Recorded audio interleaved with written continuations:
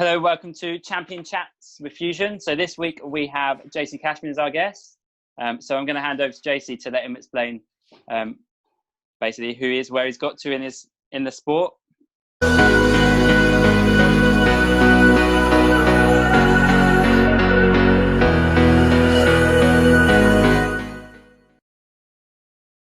Hello, as Sean introduced me, well, thank you first of all for having us on, Sean, and I was looking forward to chatting about this. I know you said you was going to, you could have sent us the questions, but I like it's like a present. I like waiting to see. Okay, so for those of you that don't know me, I'm Jacey Cashman, aka Too Fast You, aka Warrior of Light, and I started martial arts at the age of 5, I forget how old I was, like 35 years ago. No, 34 years nearly ago. And started in a traditional karate club alongside my father. And long story short, he started the SKF club, which I founded the Crawley dojo from. And after my late father's passing, I took the mantle of chief instructor for the club, and alongside the traditional martial arts study that we do, we're heavily involved with the competition side of things. Back in 1996, I won the Junior WKA World Championships, and then my first Senior World Championships in 2001. And since stepping away from the competing side of the sport, I'm heavily involved in WACO GB as a coach for our own wolf pack, and also running tournaments such as the Grand Slam and part of the WACO GB event committee. So yeah, managed to keep busy. And if you've watched the intro for this series, you would know that I'm also a student of Jacey's, even though it has been very hard to get Jacey on here, trying to nail him down, but we got it. So the second question we're getting into is, what do you think is your biggest achievement in your career so far? So, all right. Well, first of all, as a martial arts instructor, I think my biggest accomplishment is taking those students who think they can't do something and showing them that they can.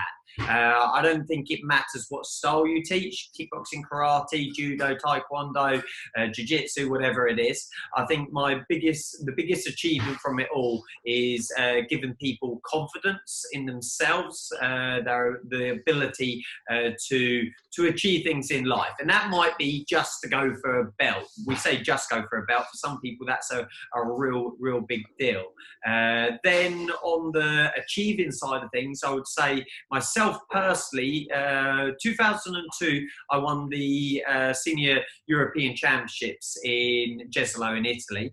Looking back, I would say that's probably my biggest achievement. I won the WACO World Pro title as well, the IX World title, but I'd say 2002 sticks there because of the journey I had to it, the self-belief I had to it, and who else was in the division the year I won it. As far as other big achievements is seeing also not just giving students their belief, but also it's been even more rewarding seeing students win major tournaments, especially recently as well. And of course my own daughter winning recently, like the Irish Open, and James Meakin winning, the Junior Irish Open. Yeah.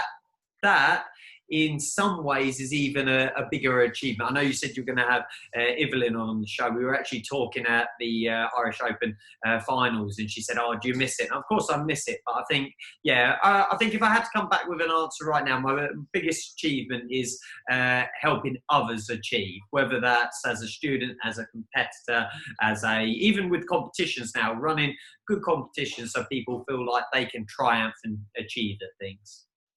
Okay. Going back to when you mentioned the winning of the WACOs 2002, when we were talking to Gemma, we were talking about kind of like how many times she'd entered and not got that spot that she wanted, like the first place. So how many times did you do a World Championships or a European Championships and walk away without first place? The journey has always been like like this, I would say, yeah, up and down. The first proper World Championships, because there were championships, but what I would say the proper World Championships I went to was in '95, and I didn't place anywhere in the juniors at all. And then in the fighting, I got, if I remember rightly, I got bronze, or was it silver? I'm pretty sure it was bronze in the forms. Then the following year, I won the Junior World Championships. In the seniors, back when I was competing, you couldn't compete in the seniors until you were 18. So I actually started, first of all, in the IAXs as a senior, because there was different paths you had to take to get into the WACOs, let's say, back then. And I fought in 1999 in Ireland, and got bronze, if I remember. No, 99 was Spain, and I got bronze. Then I believe it was bronze again in Ireland in 2000, and then I won the World Championships in 2001. So it was a good couple of years leading to winning the majors. So like with Gemma, we were talking about how she'd entered 10, including the one that she won. So she'd had 9 attempts before she'd done it, and it sounds similar on your story, that you kind of entered a similar amount, and then you got that first place. So it's like the journey wasn't just straight up. No. I'm looking back, because I've probably been going to these events now for decades. Well, I have for decades, and I could probably count on one hand the people I know that went and won first time. Probably on one hand over decades, how many people went, and we're talking, hundreds, if not thousands, of people here on one hand. And some of those were already established champions in their own right. So, for instance, I think Raymond Daniels won his first WACOs when he went, but he's only done one. And prior to that, he was already ex-time Irish Open champion. So I kind of don't think that one kind of counts. But yeah, the journey, most people just don't see it at all. They just see the top, because that's what is put out, what people shout about.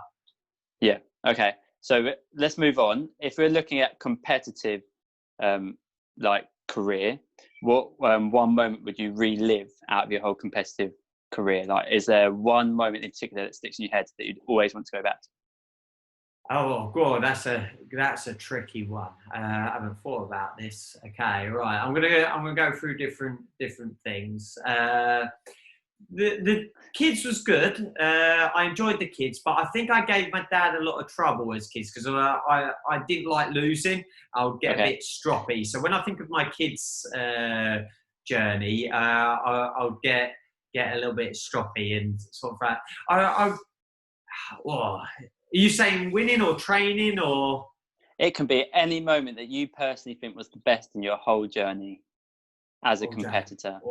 That's a tricky one, because there's so many. If I had to give you an answer, so people watching the blank screen, as an answer, I would say the SWAT team, the SWAT era. If I could just wrap that as one thing, because I was training with a collective group of people who wanted to achieve the same goals. And we should probably make this clear at this point, though, that the SWAT team was kind of like the elite from the UK, and in fairness, I think it's probably the most success that the UK's had for a team, and it's had, because our sport is so self-funded. If I remember rightly, I might be wrong, so you might have to correct me. You had sponsors, and the sponsors sort of helped you on your way, but now like everything is self-funded, and there isn't really a team with a sponsor that pays for stuff. So in theory, the SWAT team was like the one and the best at the moment. Nothing's come close to it. We had help, because sponsorship is an interesting one, because there's teams out there right now that are sponsored, but they're helped. They're not sponsored. What I think sponsored is you get to train and someone sponsors you to train. Like all of us SWAT, we weren't individually, none of us were sponsored. We were still all paying for competing and everything else. The sponsorship we did have was a help. So it assisted us with equipment or those kind of things, much like what Sam. The one thing with the SWAT team is we were the original UK GB team. You could possibly turn around and say that teams have done better success-wise now, especially maybe because you could take into account juniors. But SWAT team was definitely the first GB team and to have the most success. And yeah, so I would say that's, if I could go back to a moment now, the fun times that we had, like my dad was involved with it. Even Lauren was travelling around with us with the SWAT team, Sean, Lisa, all those others that were involved as well. And the SWAT team was really, really good times. So you would relive your SWAT kind of journey. That's the memory that we were reliving. I'm massive kind of on, so this is the next question moving in. I'm massive on like kind of like Spotify, and there's always like a music for something, and my brain kind of works in like this weird way where music comes into my head all the time. So is there a point or a song that got you pumped and focused for what you're doing? So for instance, Gemma mentioned that there wasn't always necessarily a set song that got her ready for a match, but there was always like a song in training that kind of like motivated her a little bit more. So was there a song in particular that sticks in your head? Oh, I could get my iPad. I could just give you a list and spend the whole time with a list. There's been numerous songs. There was Bruce Springsteen has been a big influence on me. To me, he's a storyteller, and I really resonate with his music. Some people would hear it and not get a buzz out of it. Likewise, I would hear some other music and not get a buzz out of it. But there's certain Bruce Springsteen, Atlantic City, when I won the World Championships in 2001, the seniors, I was listening to Atlantic City, brought out a live version of it, and the power of the live music. And he had a thing with his group, with his band, which still they do to this day, is every time they would go out and do their show, they would do the best show that they'd ever done. That was their motto, because he said there might be someone in the crowd who has never seen them before, and it might be their only opportunity to see them, so they deserve the best show that they could ever get. And we're talking, he used to do hundreds of shows in a tour, hundreds, back to back, day on, day out. And I took that, I suppose, that as a mantle to the song, to my training. It's like every fight I've got to go out and perform the best that I can. But to this day, we're still using, so that's nearly 2 decades ago. And to this day, I'm still using music to influence and buzz us up. Like at the moment, the Macklemore, what's it one? Brain's not working. I'll find it for you. We were using that at the build up to the Irish Open, and when Cece was in the final, like, she didn't feel that she needed to listen to it, but I, as a coach, needed to listen to it so I could get pumped to get her pumped to then go and win it. So and there are different songs that I think can pinpoint certain, like for instance, Atlantic City can pinpoint certain times in one's life, not just the training and competing, to remember. So if we were going to start a champion chat playlist, and you could donate one song to that playlist, it would be Atlantic City. Because no one else would donate that one, I don't think. So it's got to be the live version though, because there's a riff where it goes to instrumental and that's where it really kicks in. So far we've got Adele and Bruce Springsteen. That's pretty buried up, isn't it? Yeah, which Adele? I think, I might get this wrong, it was Water Under the Bridge. I'll go with that one. I've forgotten. You can have that one. I like that one. Question 5 is what motivated you to carry on to where you have got to. So obviously there's like days, there kind of like comes into this question as well. There's obviously days where you kind of get out of bed and you're a bit like, really can't be bothered to do this today, or whatever it be. But what motivates you to get to that point? Did you have days where you were proper down I need to come back up? Yes, and yes. I don't think you're human if you don't have days that you're not motivated for. Okay, I wouldn't believe anyone that would say that. But the greatest achievers, or whatever word it is, to sum those people up, are those that know how to handle those days and get on with those days. And there was a particular moment. I lost the World Championships finals in 2005 in the finals to Alex Slane, and I just thought, crap, there's no better way of putting it. I'd beaten some of the top boys all the way through, and I just thought, crap, in the finals. I came off, and anyone that's lost at a major event, it's like the biggest kick in the gut that you can ever have. You could be kicked about the mat, but when you come off, that feeling. And it took me about 20 minutes to get up from the corridor. So I just sat in the corridor, and you're overwhelmed with emotion and that. And then when I got up, I went to walk upstairs, and this little lad came over. I'm guessing he was Hungarian, or if the little lads out there knows who he was, I'll be interested. And he came over to me, and he said, "Oh, well done," and asked for my autograph. And then he went off, and I walked up, and I thought, I've just lost a World Championships, but someone's come over to say well done, a kid, and ask for an autograph, and it kind of put things into perspective. And then the following year, in 2006, I lost my mum suddenly. She passed away. And I would say that is like the biggest kick I took at any point in the career. And just to be able to come back and compete after that, I would say is probably the most significant thing out of, in answer to that question. Okay, and then kind of leading on, so we're talking about mental health and how you might struggle when you have down days. So did you ever have a day where you felt like quitting? And if you did, what did you do to pick yourself up? I can recall back to being about a blue belt. So I would have been about 8, I reckon. And I can recall saying to Dad I didn't want to go training on that day, and went and played around a friend's house. And basically just didn't do anything, just sort of sat around. And I can remember my brother and my dad sitting down with me, because it might have gone on for a couple of weeks, and saying, "Oh, don't give up. Don't stop. Yeah. Okay, you're too good. You come too far." They had this chat with us, and I think from that moment, that's the only time I've ever thought about quitting. Right now, I was talking to Coach Sean Vieira from the Bristol team. It's probably year before last now, at one of the championships. We get quite a bit of time sometimes in between events and that. I was talking to him, and I said, "Sean, we've been doing this so long now, like this coaching, competing, martial arts, teaching, malarkey. Have you seen The Shawshank Redemption?"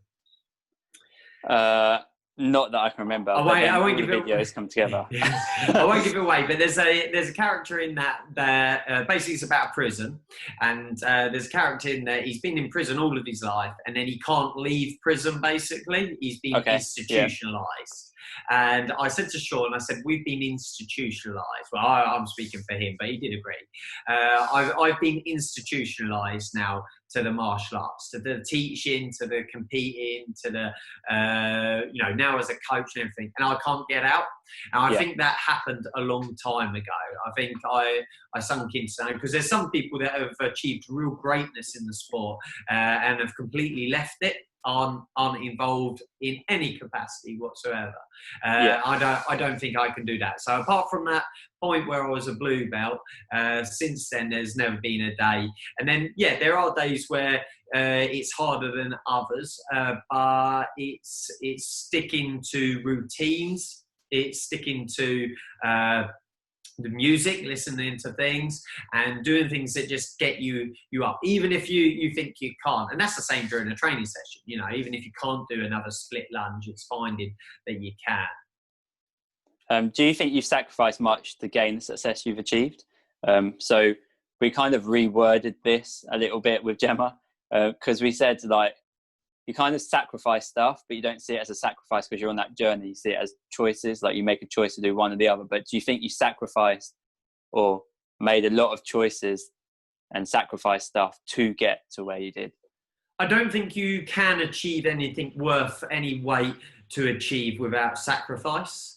I don't think it's how the universe works. So I know as a child, I sacrificed things like time with friends, relationships, all those kind of things I didn't have or sacrifice for my martial arts and where I am, who I am now.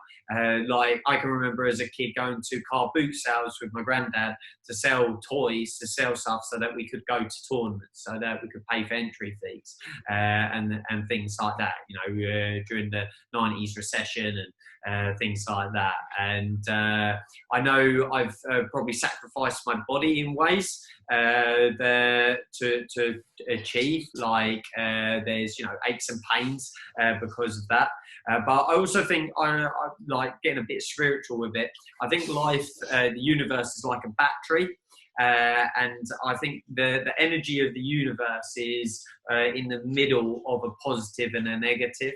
And there's not one person. I've looked into quite a lot of people. I went on a bit of a journey of exploring leadership and people that achieve things and that a while back.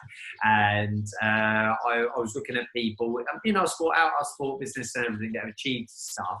And like Sylvester Stallone is a good example, Keanu Reeves, those kind of people. There's things on Facebook that come up occasionally with it. Yeah. And every one of them who has what we would see as achieved something has had some kind of negative, which is what has created that energy for it. So yeah, I think life is a battery. You've got to have the negative, you've got to have the positive in order to have the spark, to have the energy.